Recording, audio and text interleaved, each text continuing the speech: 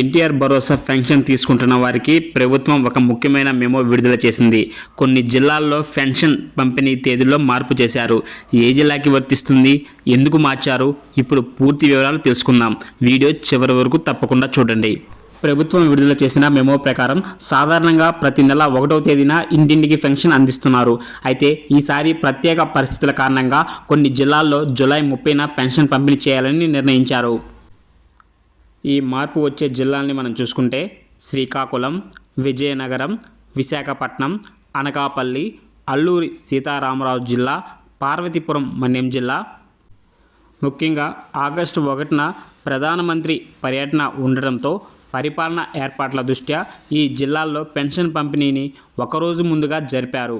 మిగతా జిల్లాల్లో మాత్రం యథావిధిగా ఆగస్టు 1న ఇంటింటికి పెన్షన్ పంపిణీ జరుగుతుంది. ఈ 6 జిల్లాల్లో పెన్షన్ పంపిణీ కోసం ప్రభుత్వం సుమారుగా 514.42 కోట్ల నిధులను విడుదల చేసింది.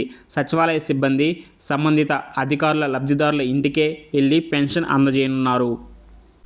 చూశారు కదా ఫ్రెండ్స్, ఇలాంటి ప్రభుత్వ పథకాల తాజా అప్డేట్ కోసం మన ఛానల్ని ఇప్పుడే సబ్స్క్రైబ్ చేసుకోండి. ఈ వీడియోని ఎన్టీఆర్ భరోసా పెన్షన్ తీసుకుంటున్న మీ కుటుంబ సభ్యులు, స్నేహితులతో తప్పకుండా షేర్ చేయండి. ప్రభుత్వం విడుదల చేసిన నోటీస్ని మీరు కూడా ఒకసారి చూడండి.